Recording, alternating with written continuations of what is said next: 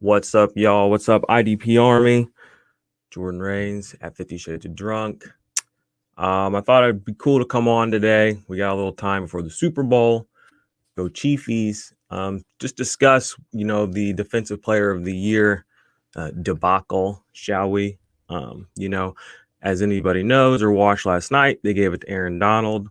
Anybody who's watched this channel or knows me knows I've been saying for months that one, that's what would happen no matter what. He was already a shoe-in. But two, the Aaron Donald or that TJ Watt probably deserved it. And I think that's important to add a little context around this conversation. First off, I'm from Missouri.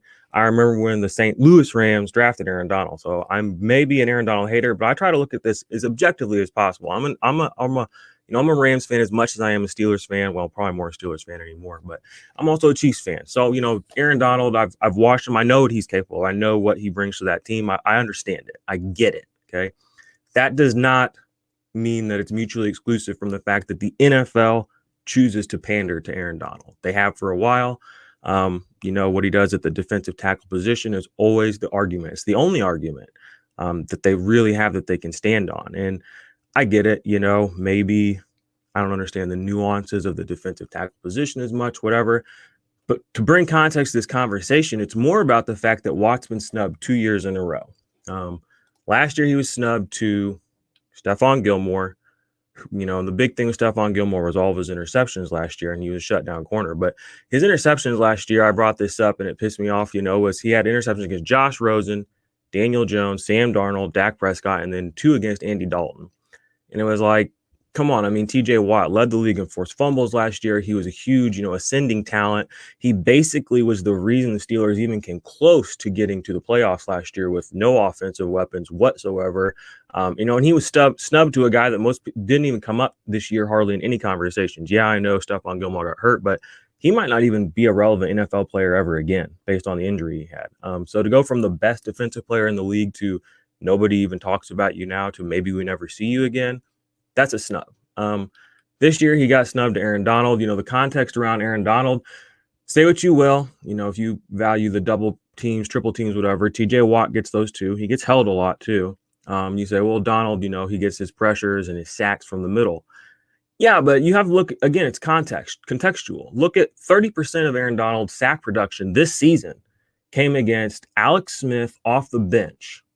30% of his production in that one category came against Alex Smith off the bench, okay? Not taking it away from him, but it's important to, think about that. At no point this season did Aaron Donald really pop on screen. When he did, it was that 4-sack game against Alex Smith, a guy we thought may never play football again. All right, so you guys, take that into context. And you look at TJ Watt, he popped all season from week 1 on. I mean, he made plays in every big game that mattered. You go look at Aaron Donald. Did he have a sack against the Eagles this year? No. I remember, y'all remember too, all these offensive fantasy people are like, oh, Aaron Donald is going to eat Carson Wentz alive. He didn't do shit that game. Didn't do shit against the Jets either. Now, I know people are going to be in my mentions, say TJ Watt didn't do anything against the Jets either. That's fine. TJ Watt did a lot of shit this season against a lot of good quarterbacks.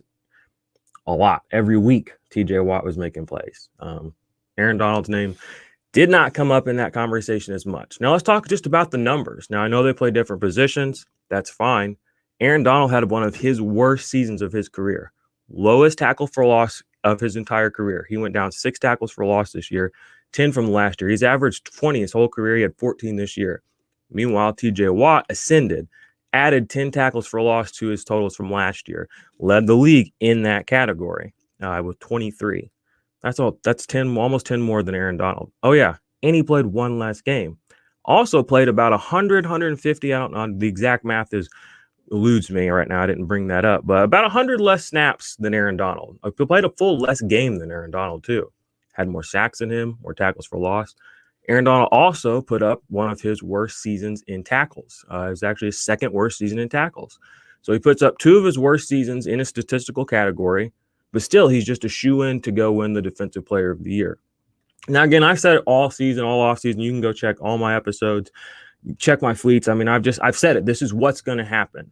TJ Watt will deserve it, and they will give it to Aaron Donald because the NFL does pander to him. Now, is he a great player? Yes. Do I love Aaron Donald? Yes. I respect him a lot. That doesn't mean that award was deserved this year. If you just go look at the numbers, you look at what TJ Watt does, did for his team this year. You look at him as an ascending talent, putting better numbers up, career best this year, and some of the NFL leading in certain categories. Meanwhile, Aaron Donald only led the NFL in pressures per PFF. Okay. There are other spots that have him maybe with less pressure. So he had one thing, pressures, something that doesn't show up in a box score, something that is a little bit more, what's the word here? Subjective, shall we say? Now, I know PFF does grade everybody similarly on that. So that's great. But again, a pressure is a pressure is a pressure. I'm talking about guys that move the line of scrimmage backwards 23 times, a la, TJ Watt, led the league in sacks, 15. And in a down year, 4 sacks across the defensive line position. TJ Watt put up his best season of defensive line tackles or of sacks. A year where the highest mark was 15, and a lot of guys were down this year because the cornerbacks and the defensive backs were up. TJ Watt still went out and dominated from the edge and had the most sacks from that position. So, again, I know this isn't going to be popular. I'm not here to be popular. I know people love Aaron Donald, and I know that that's the academic, ivory tower kind of position people live in. Aaron Donald won it. That's great. This is also about legacy for TJ Watt. This is 2 years in a row he's been snubbed. This is this guy's life, his livelihood. He deserves it. We know he deserves it.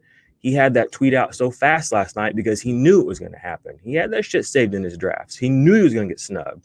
Now, one thing I want to do, give some credit to Tommy Jaggy. He covers the Steelers. He's the one who put out that little box score thing. He's been updating that all season, basically saying, the race isn't really that close. If you look at the actual numbers, it should be Watt, but he's seems to be okay seeding the fact that Aaron Donald won, which I get in this, in this world. You have to kind of save face. You have to act like, you have to go with the crowd. I don't have to do that because I just don't do that shit. TJ Watt got snubbed straight up and down, backwards, forwards, side to side. You go look at the numbers, but Tommy's the one who put out that chart, guys. Give him some credit if you're going to be subtweeting that shit. Hopefully he's going to come on the show at some time in the future and we can talk about this. But again, this is about legacy. Twice in a row now, TJ Watt has been snubbed. He should be working on his 3rd Defensive Player of the Year next season, not trying to prove a point. But he knew, we knew, so it is what it is. If you're on the Aaron Donald side, that's fine. Again, that's the academically sound place to be. That's where, the group is. That's where, the hive lives. That's great. The hive will eventually be on the TJ Watt train. We'll be here waiting for you when you show up, guys. So we ride for TJ Watt on this channel. 2X snubs. Fuck it. I'm getting another jersey this year. I just got to keep rocking this dude. He deserves it.